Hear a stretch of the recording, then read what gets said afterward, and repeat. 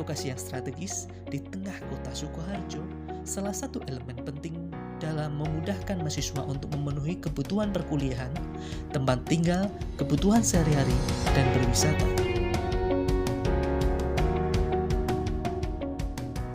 Program studi pendidikan yang menciptakan tenaga profesional siap kerja untuk membantu individu yang memiliki masalah pribadi, hubungan sosial, belajar, dan karir. Bimbingan dan konseling Univet berdiri sejak tahun 1983 dengan nama Psikologi Pendidikan dan Bimbingan, kemudian berganti nama menjadi Bimbingan dan Konseling dengan akreditasi B. Lebih dari 1.800 alumni lulus dari BK Univet dengan mayoritas sebagai guru, pengawas pendidikan, dan kepala sekolah. Melalui dosen-dosen yang minimal bergelar magister dan syarat akan pengalaman, kurikulum dirancang secara komprehensif untuk menciptakan mahasiswa yang terampil, komunikatif, berdaya saing, dan profesional.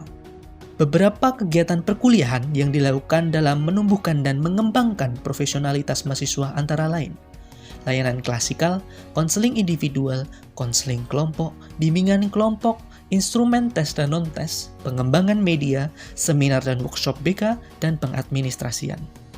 Segudang prestasi pun sudah ditorehkan mahasiswa di berbagai daerah di Indonesia seperti juara umum media pembelajaran tingkat nasional tahun 2017, finalis Indonesian Counseling Competition 2019, Perparprov 3 2018 Surakarta cabang atletik kategori 1.500 putra, juara futsal antar perguruan tinggi se-Jawa Bali tahun 2017 dan 2018.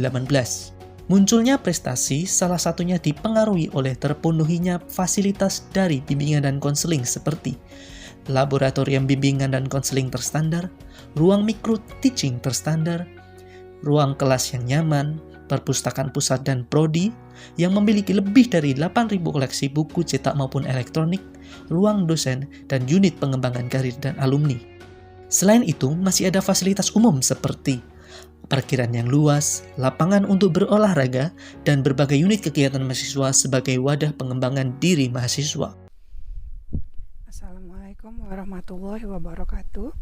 Selamat pagi, saya Adi Barusdiana SPD, Program Studi Bimbingan dan Konseling asal LPTK Universitas Veteran Bangun Nusantara akan membuat video layanan bimbingan klasikal dengan metode PBL, teknik curah pendapat untuk pemenuhan uji kompetensi program PPG dalam jabatan kategori 1.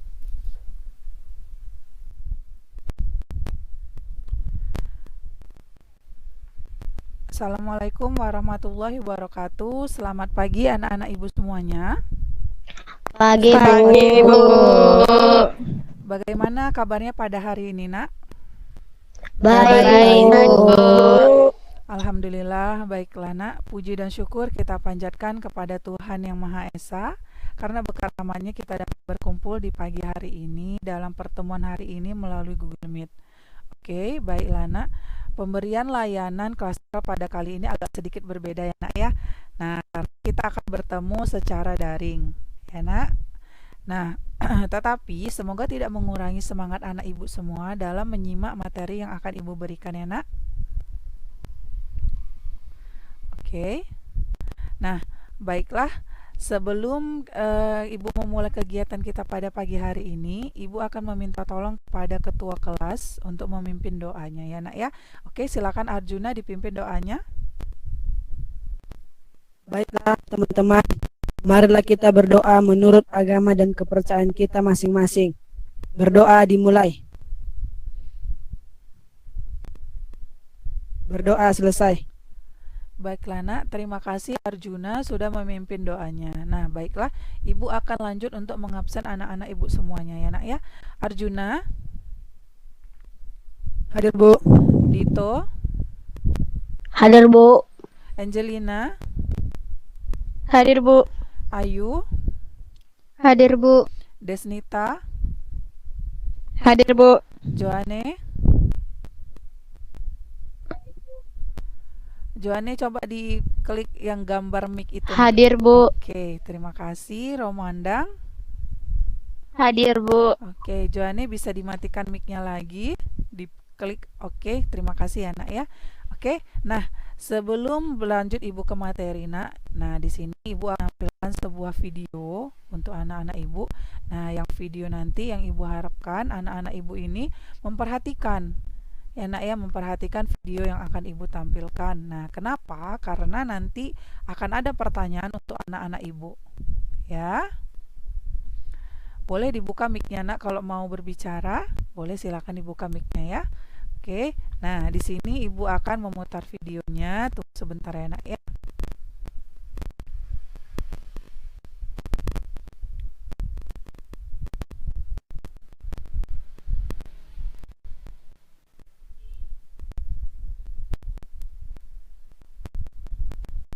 Dan kalau videonya belum terputar, tolong dibilang sama Ibu ya.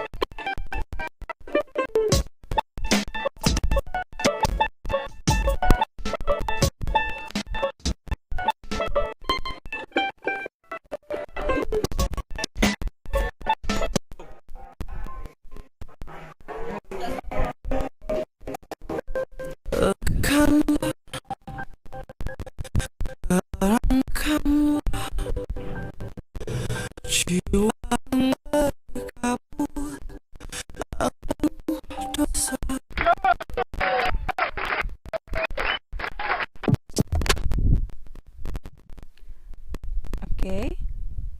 Nah, anak Ibu semua sudah dilihat tadi kan? Nah, video yang Ibu tampilkan ada beberapa pelanggaran di sana ya kan, Nak? Nah, dari video yang sudah Ibu tampilkan, nah siapa anak Ibu yang bisa menyebutkan pelanggaran apa saja yang tampak pada video itu, Nak? Saya, Bu. Oke, silakan Desnita. Bermain HP saat belajar, Bu. Oke, nah itu juga ada tadi di dalam video ya, Nak ya, bermain HP saat belajar. Oke, siapa lagi yang tahu pelanggaran apa yang ada di dalam video tadi, Nak? Saya, Bu. Oke, Ayu, silakan Ayu. Merusak fasilitas sekolah, Bu. Ya, tadi juga ada ya, Nak ya, menggunakan kain gorden ya, karena sebagai mengerap tangannya itu termasuk merusak fasilitas sekolah ya kan. Oke, siapa lagi anak Ibu yang tahu? Saya, Bu. Oke, Joanne, silakan Joanne. Seragam yang asal-asalan, Bu. Bajunya dikeluarkan. Nah, itu juga ya, Nak ya. Nah, itu juga termasuk salah satu penyalahan ya, Nak ya. Ada lagi, Nak? Saya, Bu. Ya. Memalakan, Bu, atau mengompas, Bu. Oke, pemalakan atau pengompasan ya, Nak ya. Tadi juga ada di situ ya, Nak. Oke, selanjutnya ada lagi, Nak? Saya, Bu, tidak menggunakan ikat pinggang, Bu. Ya, benar Angelina. Di situ juga tadi ada yang tidak menggunakan tali pinggang ya waktu menulis di papan tulis ya, karena. Oke, selanjutnya ada lagi? Aku, Bu. Ya, silakan Rumondang. Tidur waktu guru menerangkan, Bu. Oke, nah ini juga sering Ibu temukan di dalam kelas ya, Nak ya, tidur di dalam kelas ya. Oke, selanjutnya siapa lagi kira-kira? Saya, Bu. Oke, silakan Arjuna. Membuang sampah sembarangan, Bu. Nah, membuang sampah sembarang ini juga sering terjadi di sekolah kita ya, Nak ya. Nah, baiklah anak-anak ibu rasa banyak pelanggaran yang ada di dalam video yang tadi Ibu putar yang menjadi pembelajaran untuk anak-anak Ibu semuanya ya, Nak ya. Oke, baiklah, Ibu akan lanjut ke materi yang akan kita bahas ya, Nak ya. Nah, Ibu akan menampilkan PowerPoint-nya dan Ibu harap anak-anak Ibu memperhatikan materi yang Ibu sampaikan ya. Oke, nah sepertinya anak-anak Ibu ini kurang semangat ya, Nak ya. Nah, coba dibuka mic semuanya. Mic-nya silakan dibuka semuanya. Nah, Ibu akan memberikan satu games kepada anak-anak Ibu. Nah, jadi kalau Ibu bilang halo, kalian jawabnya hai. Nah, kalau Ibu bilang hai, kalian jawabannya halo. Oke, bisa ya, Nak ya? Oke, kita mulai ya. Halo. Hai. Hai. Halo. Halo, hai. Halo. Hai. Nah, ada yang kurang fokus itu. Hai, halo. Halo. Hai. Nah, si Dito kurang fokus. Fokus Dito. Coba Dito. Hai. Jawab Dito. Halo. Nah, itu udah fokus. Hai, halo. Halo. Masih Dito. Oke, kita bisa lanjut ke materi ya. Silakan dimatikan mic-nya kembali, Nak. Nah, anak-anak Ibu sudah jauh lebih bersemangat ya, Nak ya. Nah, Ibu akan memutarkan slide yang akan menjadi materi kita pada pagi hari ini. Oke.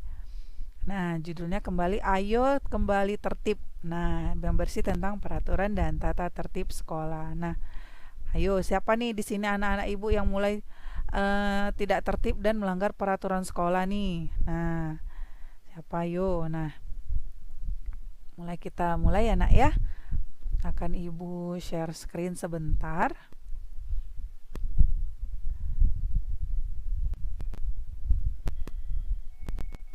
Oke. Mulai nampak? Ya. Nampak Ibu. Sudah Bu. Nampak, Bu. Oke, sudah mulai nampak ya, Nak ya. Nah, di sini akan Ibu bacakan peraturan dan tata tertib sekolah. Nah, tata tertib yaitu seperangkat aturan atau ketentuan yang secara organisatoris mengikat setiap komponen sekolah, baik murid, guru, kepala sekolah dalam rangka mencapai tujuan yang telah ditetapkan. Nah, jadi tata tertib itu, Nak, bukan hanya untuk murid nih, tetapi juga untuk guru, kepala sekolah. Ya kan? Makanya murid tidak boleh terlambat, guru juga tidak boleh terlambat. Ya, Nak ya. Nah, jadi tata tertib itu juga berlaku untuk guru dan kepala sekolah. Nah, selanjutnya pelanggaran peraturan tata tertib sekolah dapat dikelompokkan dalam beberapa hal yaitu, nah, yang pertama ini adalah pelanggaran dalam hal waktu. Nah, kira-kira siapa yang tahu, Nak, contoh pelanggaran dalam tunggu dulu, Ibu lupa bertanya sama anak-anak Ibu. Nah, siapa, Nak, yang pernah melanggar peraturan sekolah? Lupa Ibu tadi bertanya di awal ya. Nah, siapa yang pernah melanggar peraturan sekolah ini? Ayo. Saya Bu. Ayu ya, Ayu. Saya pernah terlambat sekolah Bu. Ayu pernah terlambat sekolah. Oke, siapa lagi? Desnita. Saya Bu. Oke, Desnita. Saya pernah buang sampah sembarangan Bu. Oke, pernah buang sampah sembarangan. Nah, berarti anak-anak Ibu ini sudah mulai sadar ya, Nak ya, bahwa apa yang dilakukan itu melanggar peraturan sekolah ya. Nah, Ibu lanjutkan kembali ya, Nak ya.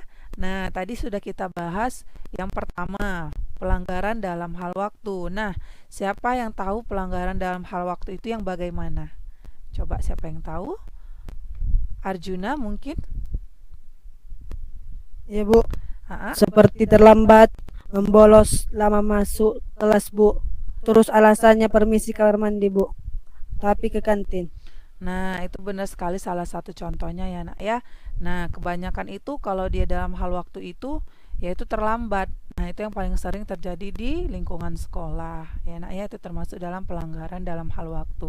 Nah, yang kedua, pelanggaran dalam beretika atau sopan santun. Nah, ini juga sering terjadi nih di sekolah. Siapa yang tahu contohnya, Nak? Angelina? Saya Bu. Oke, Angelina, Saya, Bu. silakan. Ketika berpas-pasan dengan guru, tidak menyapa guru, Bu. Ya, itu juga salah satu contohnya ya nak ya. Juga ketika berbicara dengan guru, dianggapnya seperti berbicara dengan temannya ya nak ya. Itu juga salah satu yang banyak terjadi di zaman sekarang. Ketika berpapasan dengan guru, tidak ada lagi membukukan badannya. Padahal zaman dahulu itu dan harusnya sampai sekarang, ketika berjalan berhadapan dengan atau berpapasan dengan guru, dibungkukkan badannya sebagai tanda sopan terhadap guru. Ketika berbicara dengan guru, berbicara dengan selayaknya berbicara dengan orang yang lebih tua, bukan dengan seperti teman sebaya. Enak ya. Yang ketiga itu pelanggaran dalam hal menggunakan fasilitas sekolah yang ada nih, yang nomor 3 ini. Nah, ada yang tahu contohnya? Ada yang tahu? Tidak ada? Oke, baik. Coba Desnita sebutkan contohnya apa, nak? Mencoret dinding kelas, merusak bangku dan meja, Bu. Nah, itu juga termasuk benar ya, nak ya, termasuk salah satu contohnya. Nah, ketika kalian masuk ke sekolah, kalian akan difasilitasi dengan meja dan bangku. Ya, nak ya, tetapi nak, ada beberapa teman kamu yang merusak meja dan bangku. Ya, meja dan bangku yang seharusnya jadi tempat kamu belajar dipijak-pijak, dicoreti, begitu juga dengan dinding kelas yang dicoret-coretnya. Ya. Nah, selanjutnya ada pelanggaran dalam hal menjaga kebersihan dan lingkungan dan keindahan lingkungan sekolah. Ya, nak ya, siapa yang tahu contohnya kira-kira? Saya, Bu. Oke, silakan Membuang Dito. sampah sembarangan, Bu. Nah, benar. Nah, jadi nak, buanglah sampah pada tempatnya, yaitu tong sampah. Nah, kebanyakan di sekolah setelah jajan waktu jam istirahat atau dia membawa bontot dari rumah, kebanyakan anak-anak ibu ini membuang sampah sembarangan. Ya kan, sangat malas sekali berjalan membuang sampah ke dalam tong sampah. Nah, kalau membuang sampah sembarangan itu termasuk pelanggaran dalam hal menjaga kebersihan dan keindahan lingkungan sekolah. Oke.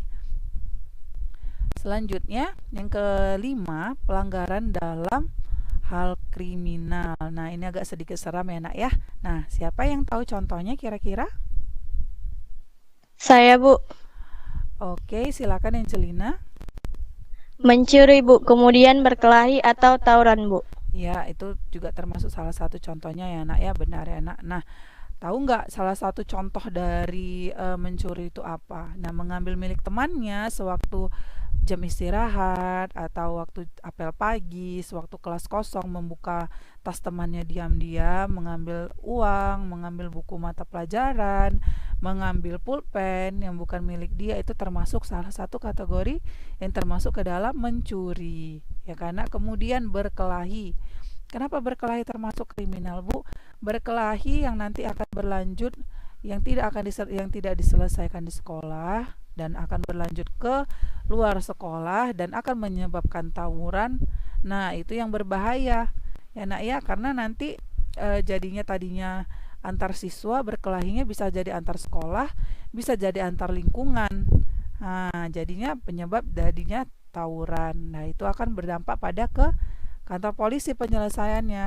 Ya, nak ya, itu termasuk pelanggaran dalam hal kriminal. Nah, yang keenam, ada pelanggaran dalam hal berpakaian dan berhias bagi yang perempuan. Nah, silahkan yang perempuan yang mencoba, yang ibu rasa coba untuk memberikan contohnya apa. Siapa yang tahu? Saya, Bu. Oke, Ayu, silakan. Silakan Ayu, apa contohnya, nak? Memakai lipstik ke sekolah, Bu. Memakai perhiasan yang berlebihan. Nah, benar, itu salah satu contohnya ya, nak ya. Nah, karena apa? Lipstik itu tidak boleh dipakai ketika kalian ke sekolah. Itu salah satu make up yang tidak boleh dipakai di sekolah. Enak ya. Dan pemakai perhiasan berlebihan. Kenapa? Dengan memakai perhiasan yang berlebihan, karena akan mengundang kalian akan dirampok ketika jam pulang sekolah atau ketika pergi sekolah. Itu yang akan membahayakan diri kalian. Nah, berarti anak-anak ibu ini sudah mulai tahu dari contoh-contoh pelanggaran yang mungkin kalian alami atau kalian lihat ya, nak ya. Oke, kita lanjutkan PowerPoint selanjutnya. Sebentar ya. Yang ini, yang selanjutnya. Nah, ada faktor penyebabnya. Nah, sudah muncul kan? Oke. Oke. Nah, ada faktor ini dampak ya. Tunggu ya biar Ibu buat faktornya.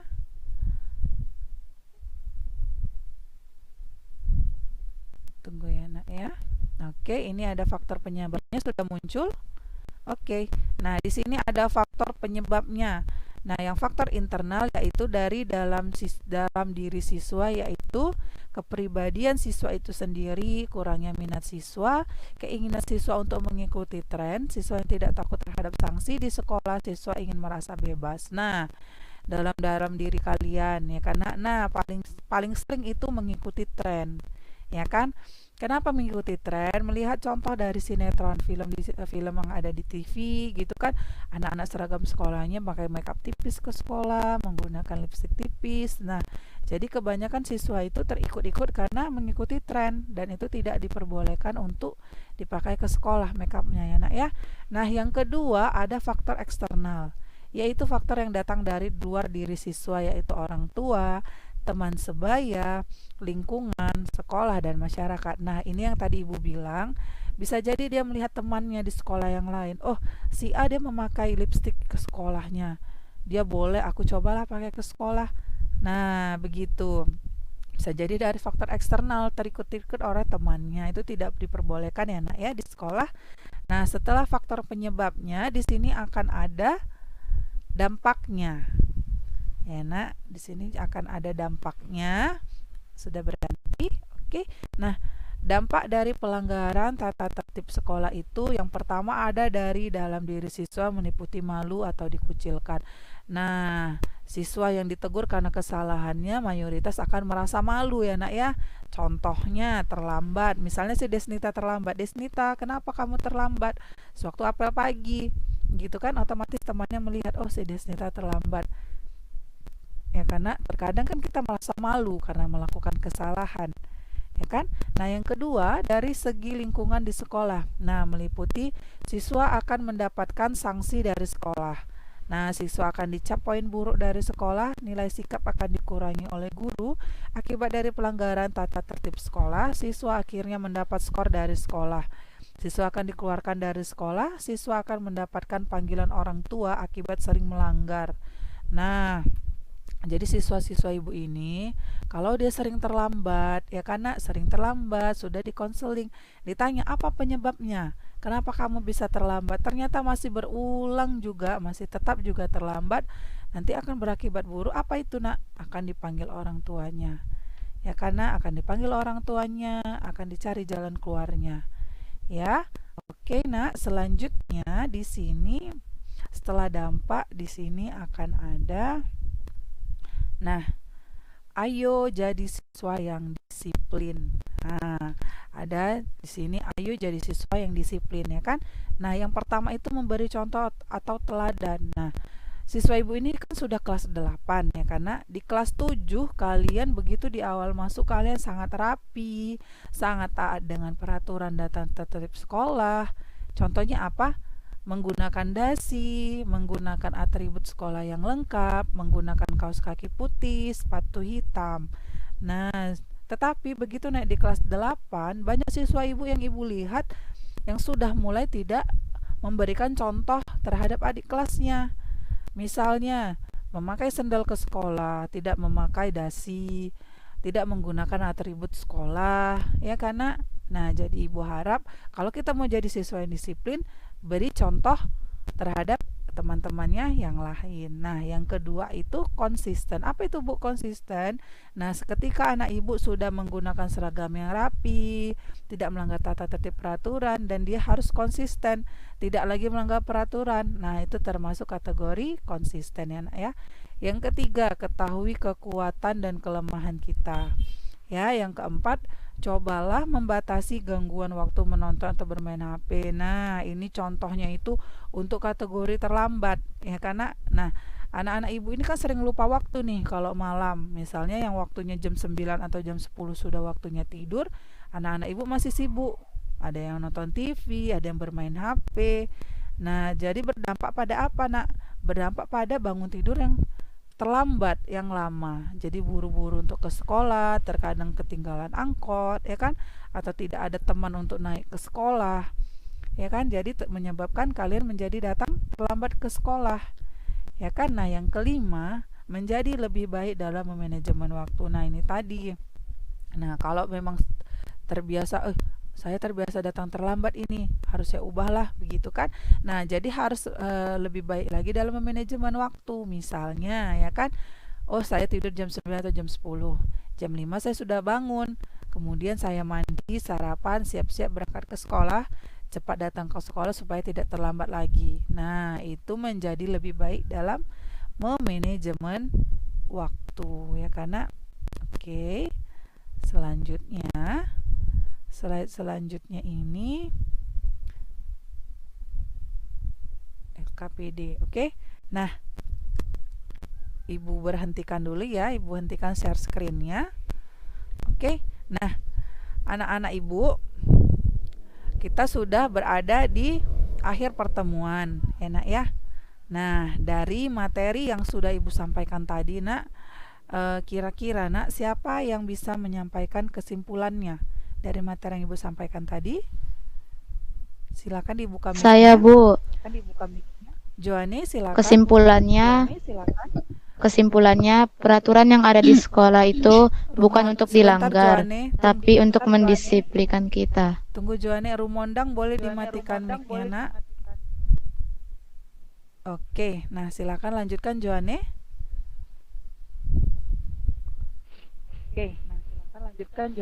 Kesimpulannya, peraturan yang ada di sekolah itu bukan untuk dilanggar, tapi untuk mendisiplinkan kita. Oke, terima kasih Joanne atas kesimpulannya. Nah, oke, siapa lagi Nak yang bisa menyampaikan kesimpulannya? Aku, Bu. Silakan Rumondang. Kesimpulannya yaitu bagi kita yang sudah melanggar peraturan sekolah, jadi tahu ke depannya dan jangan mengulanginya lagi, Bu. Oke, baiklah Nak, terima kasih Rumondang. Oke, ada kesimpulan dari teman-temannya yang tadi sudah disampaikan. Jadi bisa Ibu sampaikan, Nak, kesimpulan dari materi yang Ibu berikan hari ini, yaitu hidup ini ada peraturan yang harus kita ikuti ya Nak ya. Nah, contohnya di dalam keluarga kita saja ada aturannya ya Nak ya. Seperti tidak boleh pulang pada malam-malam hari, kalau mau pergi harus izin orang tua, dan lain sebagainya.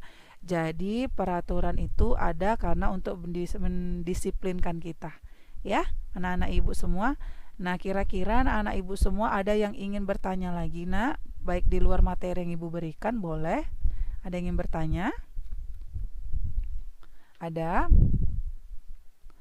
Tidak ada, Bu. Tidak, Bu. Oh, tidak ada, Bu. Oke, terima kasih anak-anak Ibu semuanya. Baiklah, Nak. Sebelum kegiatan kita berakhir, Ibu harap anak-anak Ibu dapat mengisi lembar LKPD yang bisa diisi melalui link yang akan Ibu bagikan ya Nak ya. Nah, tunggu sebentar ya, Ibu akan membagikan linknya yang akan bisa kalian lihat di chat.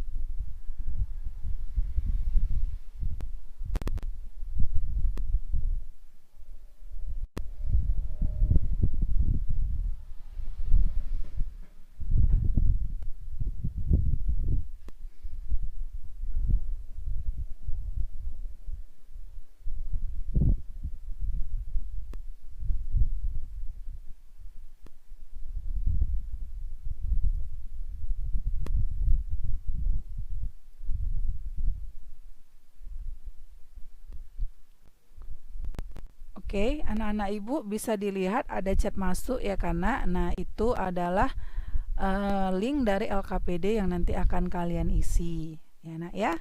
Oke, nanti silakan dibuka chatnya. Oke Nak. Nah, baiklah, terima kasih Ibu ucapkan kepada anak-anak Ibu semuanya ya Nak ya, karena anak-anak Ibu semua sudah bersedia mengikuti kegiatan layanan bimbingan klasikal ini secara daring ya Nak ya. Nah, mudah-mudahan kita dapat bertemu lagi di pemberian layanan yang lainnya ya nak ya, baik secara daring, nah seperti ini, ataupun secara luring ya nak ya. Nah, jika ada hal yang ingin anak-anak ibu sampaikan kepada ibu, atau ada yang mau diceritakan, atau mau ada yang di-sharingkan ya nak ya, silakan menjumpai ibu di ruangan BK ya nak ya. Nah, sebelum kegiatan kita berakhir, kita tutup kegiatan kita ini dengan doa ya nak ya. Baiklah Arjuna, silakan nak dipimpin doanya. Baik, teman-teman, marilah kita berdoa menurut agama dan kepercayaan kita masing-masing. Berdoa dimulai. Berdoa selesai. Oke, baiklah nak, Ibu rasa kita sudah berada di akhir kegiatan ini. Ibu ucapkan terima kasih banyak kepada anak-anak ibu yang sudah mau tertib dan memperhatikan materi yang sudah ibu berikan ya nak ya. Nah, sampai jumpa lagi di lain waktu dalam keadaan sehat. Sehat-sehat semua untuk kita ya nak ya. Oke, selamat pagi anak-anak ibu semuanya. Pagi, Bu. Pagi, Bu. Selamat pagi, Bu. Selamat pagi, Bu. Selamat pagi, Bu.